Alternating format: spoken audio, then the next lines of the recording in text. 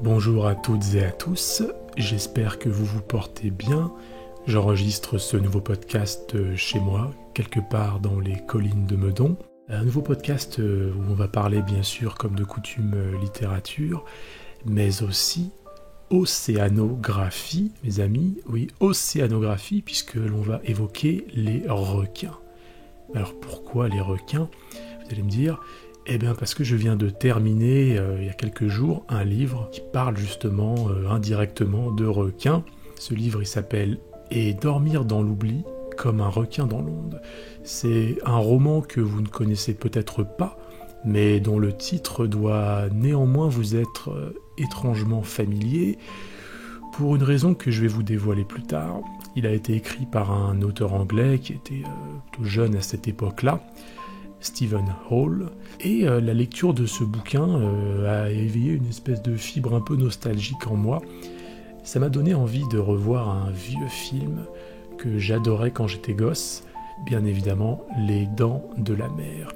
Mais comme j'ai un petit peu l'esprit de contradiction, un petit peu tortueux comme ça, j'ai pas revu le chef-d'œuvre de Steven Spielberg, mais j'ai revu sa suite, Les Dents de la Mer 2, et je vais maintenant vous parler de ces deux œuvres qui ont plus en commun que ce que vous pourriez croire.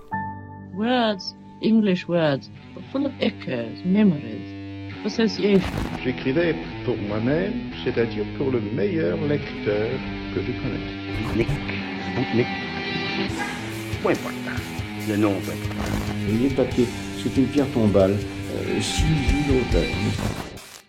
Autant que je me souvienne, la première fois que j'ai entendu parler de « Et dormir dans l'oubli comme un requin dans l'onde », c'était en fait un abonné de la chaîne qui l'avait évoqué, je crois, dans les commentaires d'une de mes vidéos, probablement La Maison des Feuilles, parce que comme on va le voir, il y a quelques points communs entre les deux livres. En faisant mes recherches, je me suis rendu compte que c'était un roman qui avait été publié en 2007 par un jeune anglais, Stephen Hall. À la suite donc de cette publication, il avait acquis une certaine notoriété parce que c'était considéré comme un livre assez audacieux en termes stylistiques, pour tout un tas de raisons qu'on va évoquer, notamment de mise en page, d'où le rapprochement d'ailleurs avec La Maison des Feuilles, je pense, dans l'esprit de pas mal de personnes.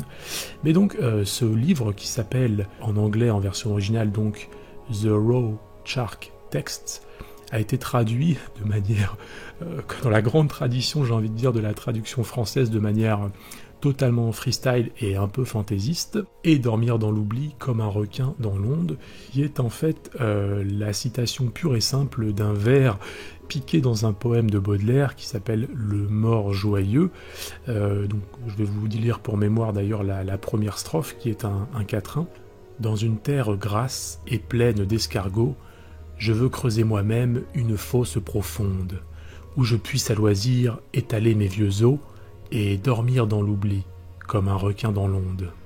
Voilà, j'espère que ça vous plaît d'ouvrir en fanfare le podcast avec un extrait d'un poème de Baudelaire. J'en profite d'ailleurs pour faire une grosse digression et vous recommander la lecture, le livre audio donc des Fleurs du Mal, par Denis Lavant, et celle du Spleen de Paris par un autre Denis, mais tout aussi fameux, Denis Podalides. Ce sont deux livres audio que j'ai eu l'immense plaisir d'écouter quand j'étais au Japon, à un moment donné du voyage où je commençais à avoir un petit peu, je pense, le mal du pays, et surtout à ne plus entendre la langue française. Donc ça a été un parfait élixir. Merci à ces deux comédiens qui ont fait une lecture très très différente, mais absolument époustouflante. Celle de Denis Lavant est très stylisée, il y a vraiment sa patte de comédien, on sent sa personnalité qui vient comme ça se superposer au poème de Baudelaire. Celle de Denis Podalides, je dirais, est plus classique, plus impersonnelle entre guillemets, mais après... c'est Denis Podalides, donc il va y avoir sa lecture absolument parfaite, sa diction, tout ça, on en profite tout autant. En plus c'est le Spleen de Paris qui est de la poésie en prose, donc je pense que ça s'y prête aussi bien, et au final le casting est parfait pour chacune des deux œuvres. Voilà, je vous les recommande vraiment, c'est magnifique à écouter. Le bouquin raconte l'histoire de Eric Sanderson, un homme qui se réveille un beau matin, amnésique, dans une maison qu'il ne reconnaît même pas, mais qui est en fait la sienne. Il a toute une série de rendez-vous, ensuite chez une mystérieuse psy, qui n'a pas l'air de trop s'affoler plus que ça de son état général. Elle est même étrangement peu encline à le faire hospitaliser. Et donc c'est en s'efforçant comme ça un peu de son côté de reconstituer ce qui a pu être sa vie d'auparavant que le personnage, Eric, va commencer à recevoir à intervalles réguliers des lettres adressées à lui-même par son ancien moi, avant qu'il ne perde complètement la mémoire, et en fait qui lui apprend qu'il souffre d'épisodes dissociatifs depuis la mort tragique de sa fiancée, Cléa, survenue dans des circonstances assez floues au cours de leurs vacances en Grèce un été. Donc tout en écoutant certaines des recommandations de son ancien moi, il va aussi en transgresser d'autres, et c'est à la suite de ça, en fait en ouvrant une pièce secrète de sa maison qui était jusque-là fermée, dont il va trouver la clé et l'ouvrir malgré les avertissements qu'il reçoit dans les lettres, il va malencontreusement libérer une créature terrifiante appelée le Ludovicien. Le Ludovicien, c'est un prédateur qui, tenez-vous bien, est en fait un requin conceptuel, c'est-à-dire une bestiole à la fois réelle et imaginaire, mais qui se nourrit des souvenirs de ses proies en naviguant par le flux des mots, des pensées, des idées à travers le temps, à travers les histoires, à travers les gens.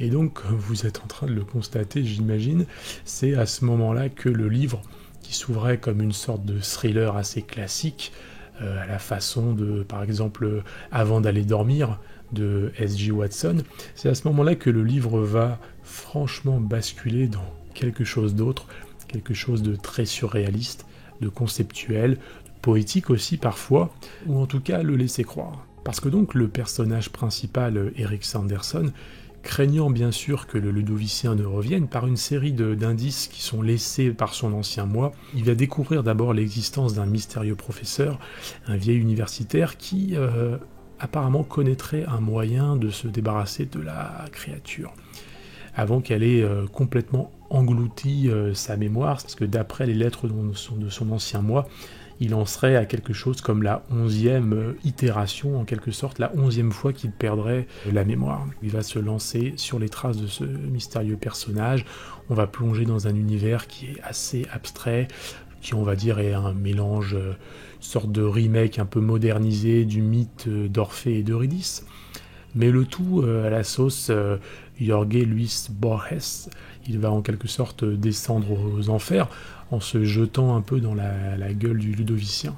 Et donc puisque je suis dans la comparaison un petit peu obligé avec la Maison des Feuilles, on est obligé d'y penser quand on le lit, je vais développer un petit peu cet axe-là. Je dirais d'abord que la narration est beaucoup moins complexe que la Maison des Feuilles, où c'est une histoire d'histoires embriquées l'une dans l'autre, avec des personnages qui se racontent les uns et les autres, qui procèdent à des notes de bas de page pour apporter un peu leur couche narrative chacun au récit les uns des autres. Je ne vais pas vous refaire l'histoire de la Maison des Feuilles parce que c'est assez compliqué à résumer, et j'ai déjà consacré une vidéo complète très très longue que je vous mets en lien d'ailleurs au-dessus si ça vous intéresse. Il y a beaucoup de points communs, des idées notamment, comme je vous disais, en termes de mise en page, de jeu avec les typographies. Il y en a quand même beaucoup moins dans Et dormir dans l'oubli comme un requin dans l'onde. Le livre est plus classique, mais il y a quand même quelques passages, quelques idées assez brillantes, notamment des effets de calligramme. Donc les calligrammes, je vous rappelle, ça consiste à dessiner des choses avec le texte. C'était une technique qui avait été, autant que je sache, mise au point par Apollinaire dans son recueil justement qui s'appelait Calligramme. Et donc à mesure que je me rapprochais de la fin du livre, sans rien vous spoiler, fatalement je me suis mis à repenser au chef-d'œuvre de Spielberg, Les Dents de la Mer, notamment parce que, sans trop vous en dévoiler, il y a une séquence du livre qui est très très largement inspirée du film. C'est une sorte de plagiat complètement assumé, je suppose, j'espère en tout cas. C'est tellement visible qu'en fait je pense que ça doit l'être. Mais voilà, ça a ravivé des souvenirs en moi, et ça m'a donné envie un peu de me refrotter à cette œuvre terrifiante qu'est le film de Spielberg. Mais bon, comme je vous disais, comme je suis tortueux, un peu compliqué, j'ai pas eu envie de me refaire le film de Spielberg, j'ai décidé de me refaire le deuxième film, parce que oui, alors il y en a peut-être certains d'entre vous qui ne le savent pas, mais il y a eu une suite aux Dents de la Mer, en fait c'est même une franchise, il y a eu 4 films, c'est une quadrologie, Alors peut-être que vous n'avez pas entendu parler parce que c'est pas quelque chose de particulièrement glorieux, on va dire. Plus la série a évolué, plus c'est devenu mauvais, mais je dirais de façon exponentielle. C'est-à-dire que, bon, le premier film est un chef-d'œuvre. Le deuxième, je vais vous en parler longuement, c'est un film, je trouve, très correct, hein, qui se défend de manière très honnête. Le troisième, c'est là où ça part sévèrement en cacahuète, hein, c'est, je dirais, un très mauvais film. Et le quatrième est absolument regardable. J'avais beaucoup vu tous les films quand j'étais gamin, parce que j'allais chez ma grand-mère le mercredi et je les regardais souvent en VHS. Tous, hein, j'ai un peu honte de le dire, mais j'aimais bien regarder les 4. Mais particulièrement, bien sûr, le 1 et le 2, parce qu'il faut pas déconner, j'avais pas complètement non plus dégoût de chiottes, même si j'étais gamin. Je savais reconnaître quand même le génie du premier film, mais je me souvenais que le deuxième m'avait aussi pas mal marqué, et ça m'a donné donc, comme je vous disais, envie de le revoir. Et ça a été un petit plaisir comme ça de fouiller un peu dans ma mémoire, dans mes souvenirs, de me confronter à ce film que j'avais pas revu depuis probablement dans les 25 ans, quelque chose comme ça sans doute, et donc de fouiller un peu dans mes vieux souvenirs, un peu comme le personnage du livre justement, qui essaie de se remémorer un peu son histoire passée. Moi, c'était en me confrontant à des scènes, des moments de frayeur que j'avais eu quand j'étais gosse. Pour vous resituer un petit peu le deuxième film, hein, qui est sorti en 1978, pas très longtemps après le premier, hein, qui lui était sorti en 1975, qui avait été un énorme carton au box-office. Hein. Les studios, on va dire que les marrons étaient encore chauds, le film était toujours dans les esprits, encore chaud dans les esprits, que le studio avait déjà pour projet de faire une suite. Ils ont lancé ça assez rapidement.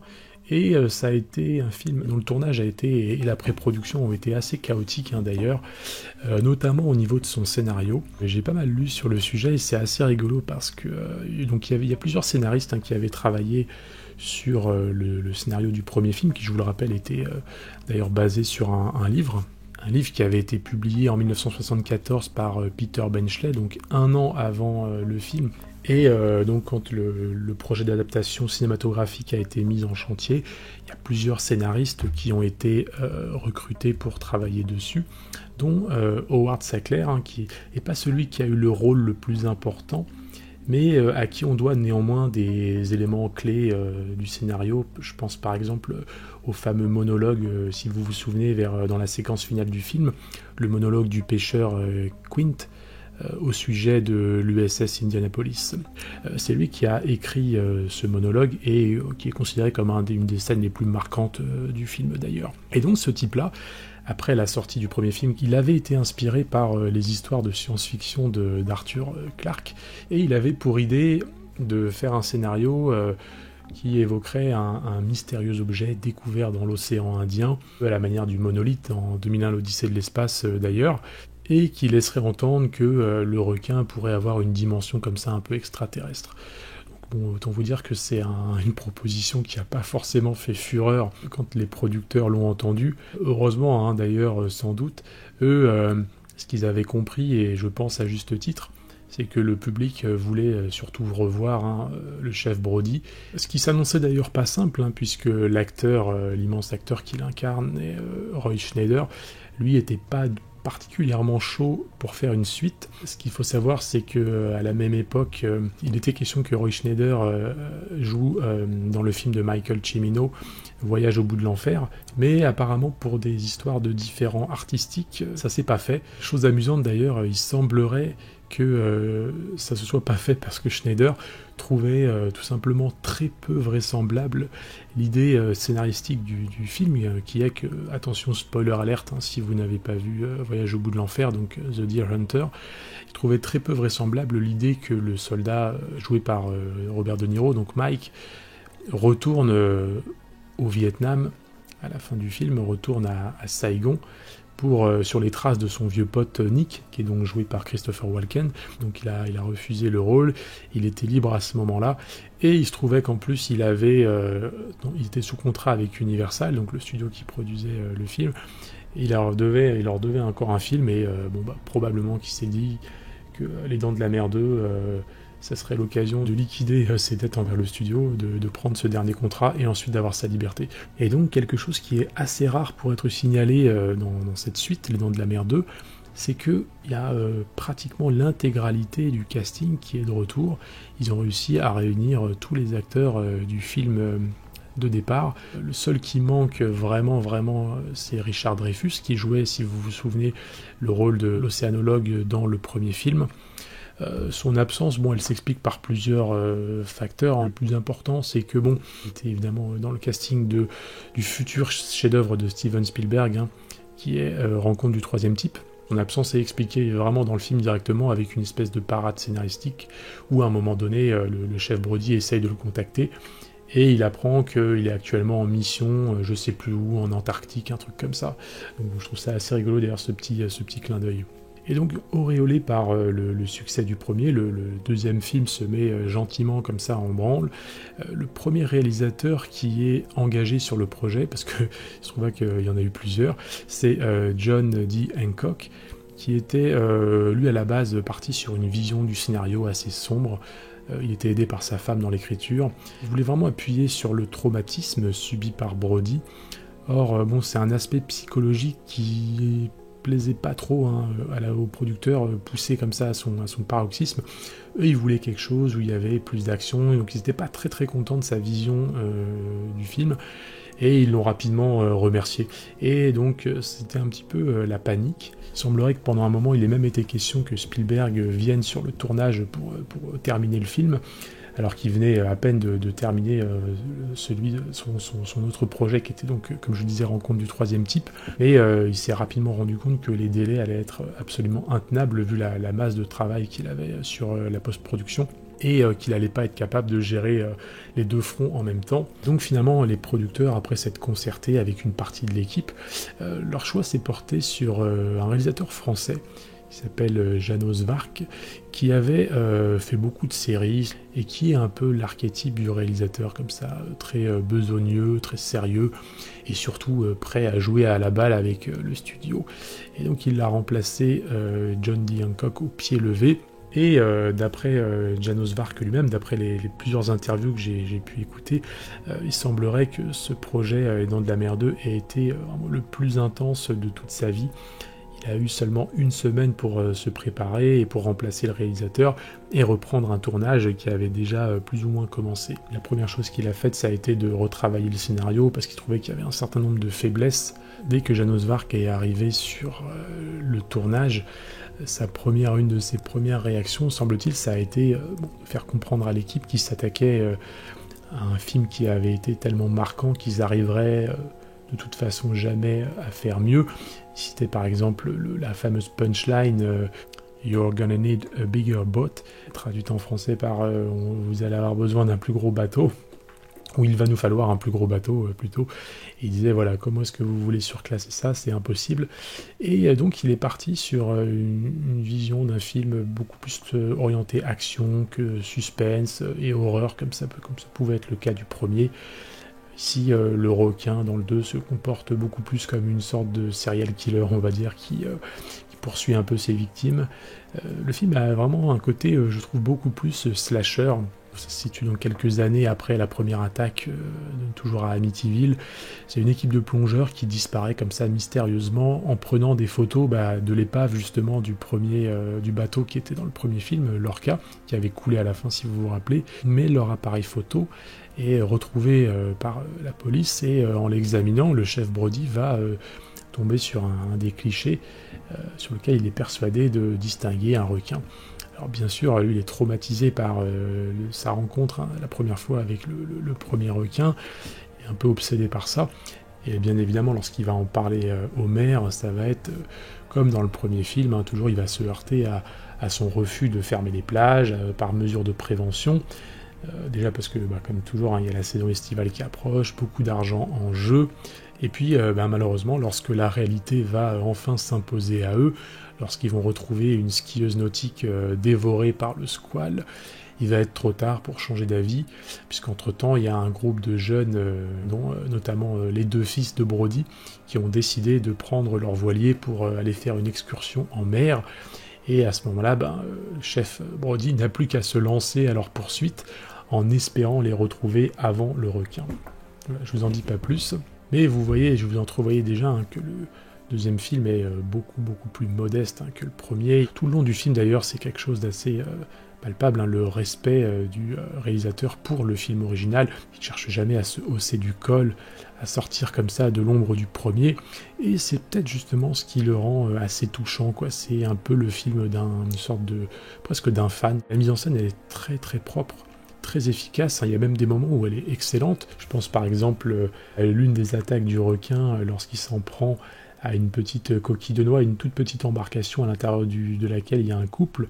C'est une mort assez marquante, et Tarantino lui-même d'ailleurs avait dit que c'est une des scènes du film, une des morts du film qui aurait mérité d'être dans le premier, tellement qu'elle était percutante et que la mise en scène était efficace.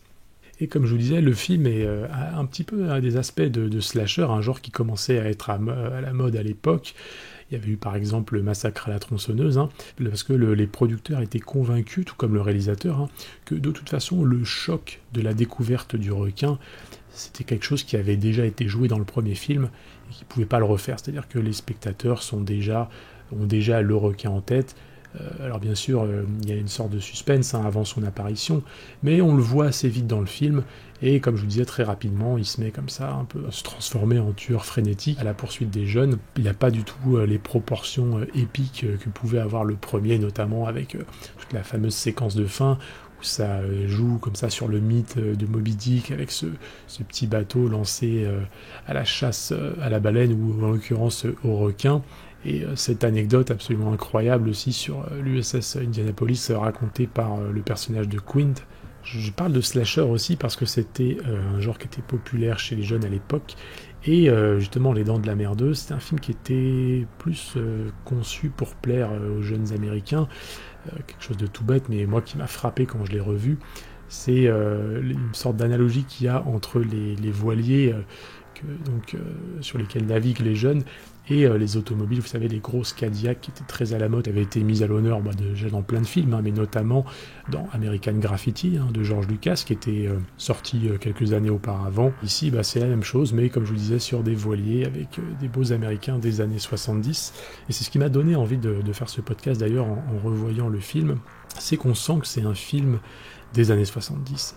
C'est un film vraiment d'une Amérique comme ça, très post-hippie, c'est-à-dire après le tristement célèbre meurtre de Sharon Tate par le clan Manson, par aussi le fameux festival d'Altamont durant lequel il y a eu un meurtre commis par les Hells Angels. Voilà, ces deux moments dans l'histoire américaine qui sont considérés un peu comme la fin du rêve hippie. Et je dirais que Les Dents de la Mer 2 est un film un peu symptomatique justement de cette espèce de fin de l'ère hippie, de cette fin de l'ère de la liberté. Dans le film, les jeunes Américains qu'on voit sont certes un peu rebelles, mais au final, ils sont très très très soulagés à la fin du film quand les adultes arrivent, et l'autorité, incarnée donc par la figure évidemment déjà paternelle, la figure d'autorité, et aussi le policier, parce que c'est quand même le shérif, donc Brody, qui vient les sauver. Voilà, c'est des bons Américains, jeunes Américains bien obéissants, qui ont juste fait une petite bêtise dans le cas des deux fils de Brody, en sortant en mer alors que justement leur père leur avait interdit de le faire. Et donc pour revenir au livre de Stephen Hall, le film et le livre, ils ont ça en commun, qui mettent un personnage principal, donc comme je vous disais, Eric Sanderson dans le livre et le chef Brody dans le film, deux personnages qui sont hantés par un traumatisme qui devient une obsession. Dans Les Dents de la Mer 2, Roy Schneider, qui a survécu au requin du premier film, il se met à voir des requins partout. Il y a une excellente scène, par exemple, où il fixe l'océan depuis sa tour, pendant que le maire et différents investisseurs visitent la plage. Et à un moment donné, il y a une des femmes, pendant que le maire est en train de leur faire une présentation un peu comme ça idyllique du site, de l'île, de la ville, il y a une femme qui demande « Mais qu'est-ce que fait l'homme en haut de la tour ?» Donc là, il y a un moment de gêne du maire, et c'est jusqu'à ce qu'une petite fille lui dise « Ah c'est une tour à requins, j'en ai déjà vu en Floride. » Donc là, le malaise s'accentue, mais c'est rien comparé à ce qui va suivre, parce que quelques instants plus tard, Brody, qui croit depuis sa tour voir l'ombre d'un requin dans l'eau, il sonne brusquement la cloche, il hurle à tout le monde de sortir de l'eau, avant de décharger comme ça rageusement son arme sur ce qui s'avère être un banc de poissons. Donc la confusion évidemment du chef est totale, et l'émoi des plaisanciers est palpable, et tout le monde lui tourne le dos après lui avoir jeté des regards pleins de reproches. Et c'est une scène qui traduit parfaitement l'obsession du personnage, une obsession que l'on retrouve donc dans le livre Et dormir dans l'oubli comme un requin dans l'onde, mais qui est un peu à l'inverse, parce que lui cherche à fuir le requin dans un premier temps. Je ne vous raconte pas trop ce qui se passe ensuite, mais il y a des liens effectivement avec les dents de la mer, puisqu'il va essayer de le détruire comme il peut. J'ai trouvé que le livre finalement était beaucoup moins expérimental et audacieux que prévu, en tout cas moins inspiré et surtout, je dirais, moins bien écrit que La Maison des Feuilles. Il y a des idées assez folles, néanmoins dans le livre. Par exemple, pour se préserver des attaques du requin, il va par exemple créer ce qu'il appelle des boucles textuelles, en faisant en fait tourner les uns dans les autres des espèces de dictaphones où se répètent des phrases, de sorte à ce que le squale soit désorienté par cette déferlante de texte. On va découvrir un peu plus tard qu'un des personnages clés de l'histoire se dissimule dans une sorte de bibliothèque, donc au niveau de la symbolique c'est quand même assez fort. Bon, déjà, on pense bien évidemment à la bibliothèque labyrinthique décrite par Jorge Luis Borges, et aussi tout simplement parce qu'évidemment il y a des tonnes et des tonnes de livres dans une bibliothèque, des tonnes de textes, d'idées, et donc que c'est le meilleur moyen d'échapper à ce fameux requin conceptuel, comme je vous disais, qui navigue entre les mots, entre les lignes, entre les pages, d'une idée à l'autre. Donc voilà, pour conclure, c'est un bouquin qui, je vais être honnête avec vous, moi, m'a pas mal déçu, m'a un peu ennuyé, mais je voulais quand même en parler dans le podcast parce que je pense que c'est un livre qui pourrait plaire à certains d'entre vous. Je me suis rendu compte en allant sur internet voir un petit peu les avis des gens que c'était un bouquin qui avait pas mal plu dans l'ensemble, et notamment au public, à des gens qui avaient pu aimer un peu les fantaisies typographiques de La Maison des Feuilles. En fait, je vais vous dire une chose, moi, ce qui m'a un peu gêné dans ce livre, c'est que j'ai trouvé le concept de départ excellent, et au fur et à mesure que je lisais, je me suis dit que c'était un livre que j'aurais aimé au final voir écrit par un bien meilleur écrivain, c'est-à-dire quelqu'un qui aurait beaucoup plus de métier, parce que ce qui pêche un peu, je trouve, dans ce livre, c'est qu'on sent que c'est un premier roman déjà. Très rapidement, le livre en fait s'enlise dans une espèce de schéma narratif beaucoup plus classique que ce à quoi on s'attendait, et ça a été une déception pour moi, là où justement je trouve que l'idée de départ dans La Maison des Feuilles est magnifiée par la suite, notamment parce que je trouve que moi en tout cas que Danilewski écrit extrêmement bien et qu'il a des idées qui sont là pour appuyer son concept de départ. Donc voilà, je vous invite à le lire si vous êtes curieux, si vous avez aimé des bouquins un peu expérimentaux, et écoutez, ensuite donnez-moi votre avis comme d'habitude dans les commentaires, en message privé, comme vous voulez. Voilà, écoutez, on va refermer le podcast pour maintenant. J'espère que ça vous a plu. À bientôt. Merci.